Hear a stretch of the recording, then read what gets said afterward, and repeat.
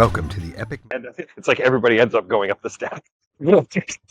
Yeah, and again, it's been quite natural, at least for me, around the year 2015, with this big wave of digital transformation and cloudification, which I think is a long wave and kind of a very radical transformation. Yeah. In all the verticals, not Right. just telecoms, that I move into the software-defined networking, a little bit of virtualization. I'm not an ICT expert, but Right. all these ingredients are being pulled together. And again, yes, there are still underlying technologies and protocols, but as you said, it's been a natural evolution to look at,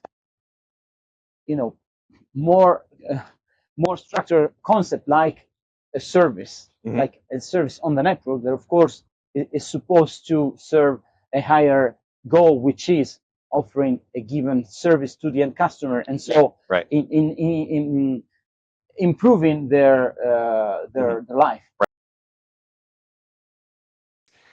Have you dove into the chaos that is open source world at all when it comes to this sort of thing? Oh, yeah, a little bit.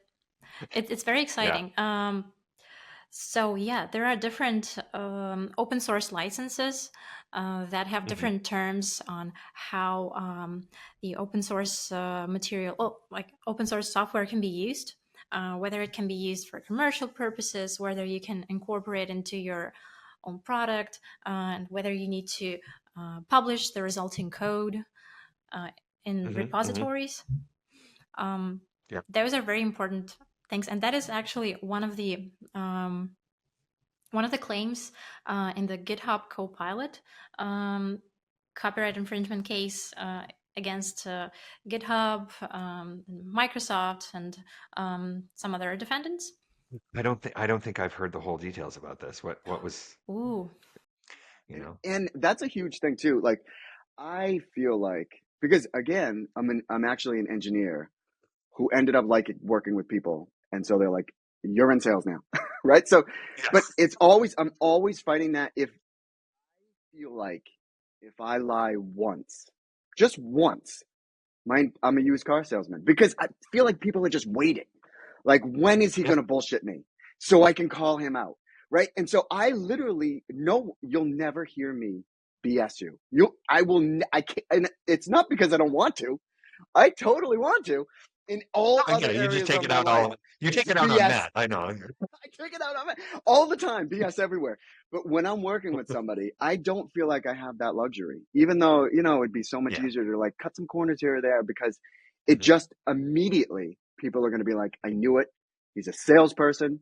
Right. And so it's immediately that integrity thing. You can have value-added services, so-called value-added services, which are applications pertaining to a lot of functions in the house. For example, you can hook up your security system to a router. You can have even something like somebody's coming to your house and they get a notification. They send a notification to you and it plugs into the router, and then your camera at the porch will register that somebody's coming, and face recognition will take that and say, "Oh, you know what? Your friend Jason is coming." I'm like, "No, I don't want to get this guy into my house." But this is a very important use case. Just forget about all of that for a minute and just test how your device actually behaves when protocols are going through it. And see what happens, because there's a lot of other shit going on, right? There's a fellow by the name of Kelly Johnson, who I am deeply fond of. He designed the SR-71 and the U-2 spy plane and a bunch of other great planes. And he had a lot of sayings that I, as an engineer working in a difficult field, I've always believed in, which is my favorite one, is one that America forgot, is the designers of the airplane should be on the shop floor while the first ones are built. And so when we were working in the Make Wi-Fi Fast project, rather than having a test chamber, rather than having all this other test gear, I just went and built the whole Wi-Fi network at multiple sites. And at one particular site, I had typically 300 visitors on the weekend. So I would roll out a new version of the code and watch what happened. Yes, and exactly. I found so many bugs and off-the-shelf stuff by actually putting real users doing it. And again, that's this whole program we have, this whole Smart Communities program, What we're encouraging in that program are these local broadband providers to get together with those other sectors in their communities, whether it's healthcare, education, public service, public safety, and to have this meetings of the mind, because I don't know what you need. I don't really know what you need in healthcare. I mean, I've got an idea. And the healthcare provider might have an idea of what the technology can do, but if you can get these people talking with each other, and the healthcare provider can say, listen, I've got this need, and how do I solve this? And the technology provider, wait a minute, I've got an idea.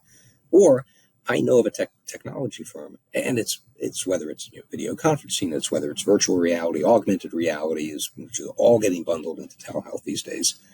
Right. You've got that opportunity to really use technology to transform. And so it's created a weird world for everything else now that everything is connected home, right? Because yeah, I mean, absolutely. I think that my mom recognized the power of the consumer in the way the future is going to unfold. It's because the consumer is going to go out and buy those products. And so whether you're selling directly to the consumer or you're a B2B to B2C down the line player, having an understanding of the consumer perception of technology and the buyer journey, as well as the reality, right? The reality of markets growing and how they grow, the speed and pace of different verticals and the technologies attached to them becomes really important to define. And there's nobody in the middle, but every industry has that same problem right now. Every industry has it. Yeah.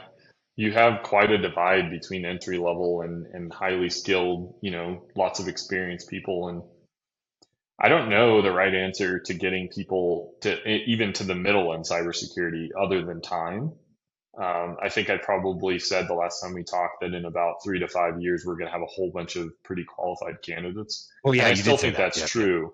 I still think that's true, but yeah, and you have a lot of mass layoffs in tech that have happened recently. Wow. So you're flooding the market with objectively valuable candidates.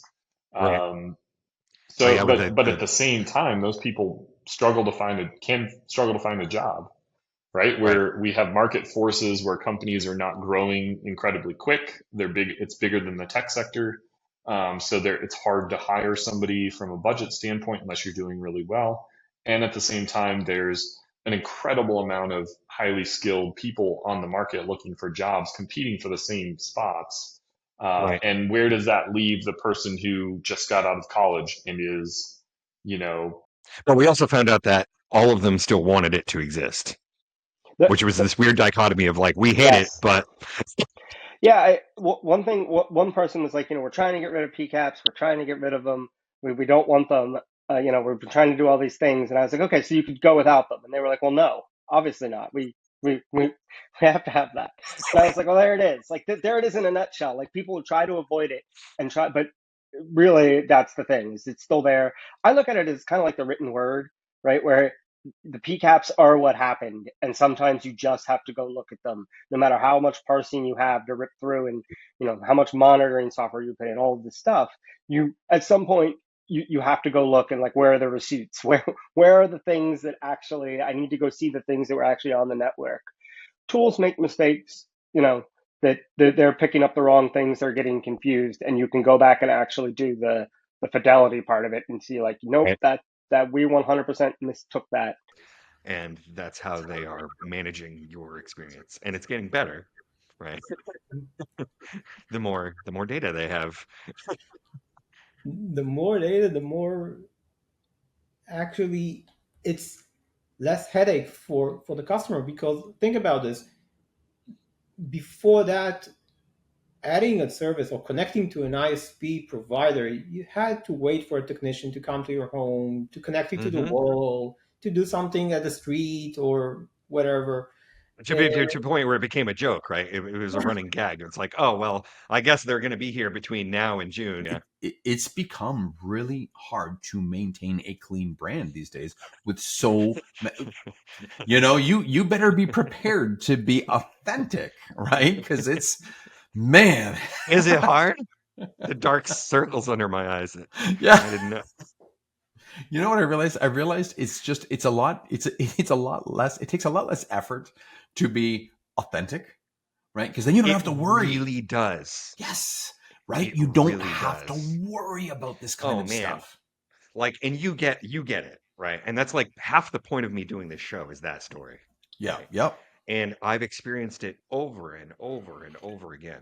Like, people really crave it. They crave it, right? And if you are genuinely authentic, like, people will flock to you.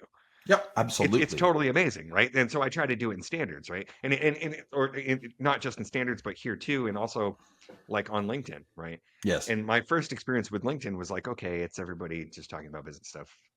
Yep. But once you start like opening up and being an actual real person, like people like really, everybody wants that. People crave that camaraderie. I really think they do. And when they experience it and they see how we have that side of things, we're talking about work when we're not working, right? And then bring it back and being able to have companies see the value of getting their point of view into the standards, or even their new stuff that they didn't consider should be standardized, probably should, and having them come to us with stuff like that. I mean, it's invaluable. And they joined it. They were like, how is it that I can make it so that we can hang out with you more? Within 48 hours, I mean, they got over the hangover and then joined. But it is true, and it's often you'll find people joining standards bodies for one reason, and then when they're inside it, they're suddenly thinking, well, actually, there's so many other reasons why I should have joined. Yeah. Yeah. That's the quote right there. And that was actually what got me into packet captures in the first place, because it's like, okay, you're telling me your client is doing something. This desktop is trying to connect. It's definitely not sending the credentials that you think it is. Oh, no, it totally is. I can tell you, I'm looking right at it. And it's like, okay, we're going to grab a PCAP. So am I. We're going to look at the packet capture and look at this. It's saying that its username is something completely different. Why? And it became like the kind of the silver bullet to like remote debugging, troubleshooting, and even like after the fact kind of like validation for, helping people with like labs they're standing up, or even production environments, is just grab a packet capture, send it to me, and when I have a spare minute, I'll take a look. Right. Yeah, I love those stories. I think we've all got those like superhero stories almost, where you're arguing with, and it's a service provider or another consultant that's responsible for some other piece of equipment, and like the person who wins is always the guy who inevitably went to the packet captures and was able to actually prove what was going on, right? There's always been, it's been figuring out MTU problems, but the one that I always remember is I think it was a phone system company that was doing like call recording, and we were sending traffic over a VPN, and they were adamant that the traffic was not coming across the VPN, and it was the embedded packet capture on the firewall that I was able to use to prove that the call recordings were in fact exiting the link towards their recording system. And you feel so vindicated, right, when you pull out the packet capture, slap it down the table, and pull out the Matt Damon, how do you like those apples, right? You've certainly been educated on those things, but like, how much of it is just sheer experience at this point? Like, just having dealt with this stuff so often that you're like, yep, that's what it is. It's probably 90% of it, right? I don't. Well, sometimes I wouldn't say I'm not learning anything via book or anything anymore, because I am. But obviously, it's all the experience. I have a lot of experience. Yeah, I mean, I've seen a lot of things. Yeah, I see it now. It's like that could be comes out of the lab. He's like, I've seen some shit, man. They are doing some really interesting things, especially in the malware space, looking at malicious network traffic. That's all encrypted, but they can still identify. They're still finding ways to identify bad actors. Right. Just by like patterns, what they negotiate when they're negotiating the encryption. Right. Right. Certain malware families do it a certain way, so they can just say that that's probably malware. No one else does TLS encryption quite like this. So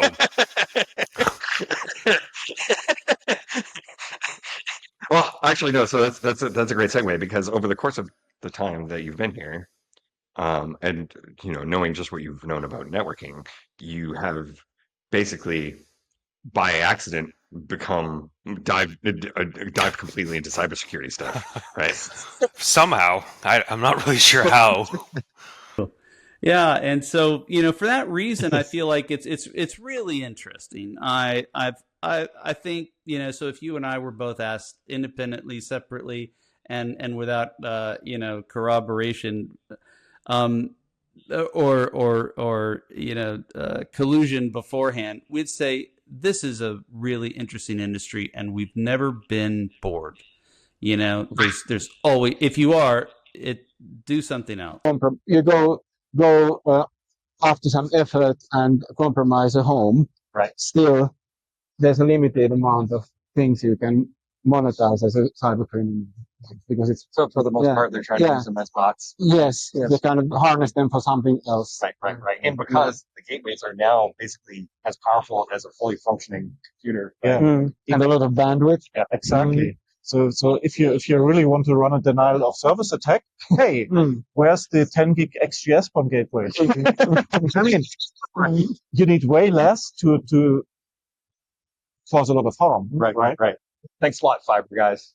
Yeah, thanks. And also, those decisions need to be very real time, right? When we first started looking at dropping, security and parental controls as containers into the gateway, into the router, a lot of it was done as cloud intelligence. And we were noticing that you'd go to start a browser session as an example, and even though it was maybe 7 additional milliseconds, your brain can pick that up. Your brain's like, wait, why doesn't this seem speedy? And so, re-architect, put all of the intelligence directly into the residential gateway, because all of these decisions need to be made extremely quickly. Obviously, because they're containers, they can be updated very regularly without service impacting to the residential gateway.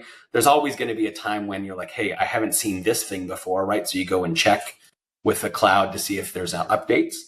But the technology, and to your point, these little internet service providers can be the Comcast, right? Comcast has been doing a ton of what we do at Calix for the regional players. They've been doing it for years. They continue to buy up companies, right? Incorporate those things into their gateways, and off they go. But they've got billions of dollars that they can spend.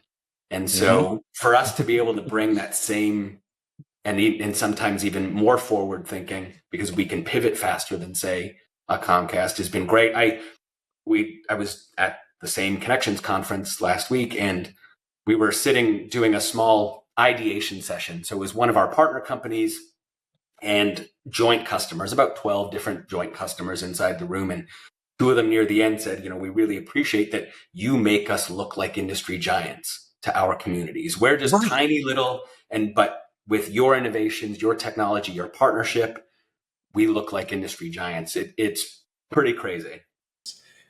So for us, like the latest big thing that we're now focusing very heavily on is scam protection, because that's what everybody is talking about. It's all over the news. You got scammed, your money was stolen. It's a lot. Yeah, exactly. There's a lot, and now it's become a mainstream in the way that you see, big news media outlets talking about it practically every day.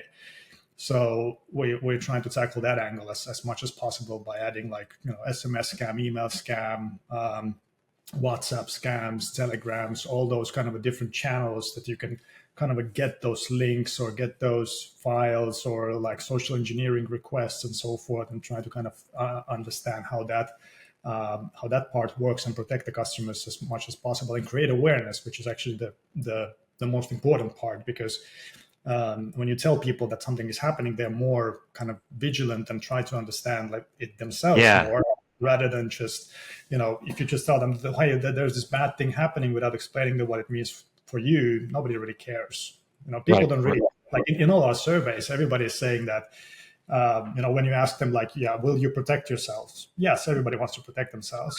But then when you actually look at like how much are they doing about it, it's not a lot. So you need to kind of guide them through, like, okay, you need to really do this. You need to install this. You need to activate it. You need to take this service into use. And same thing for the ISPs as well. See, we need to write down everything you just said and turn it into a best practices document. There you go.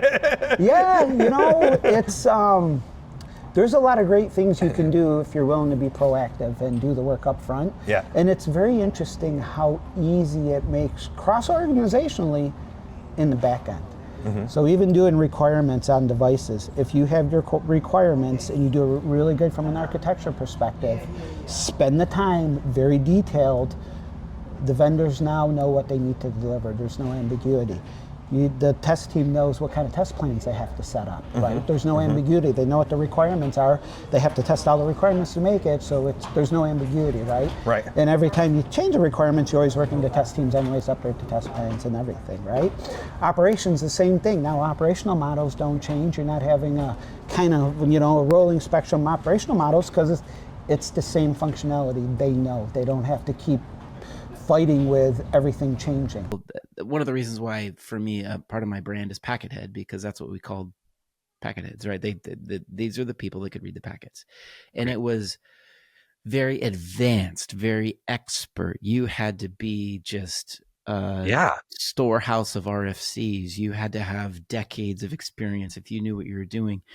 And so something that I've really has been a mission of mine personally and professionally is to make packet analysis more accessible to even entry-level people, and to talk about how you can do this you can begin in this role and start to leverage this skill set even with a very limited amount of experience. In fact, you should start, don't wait until you're a networking expert. Don't wait till you're CCIE. Not at all. Packets. Right.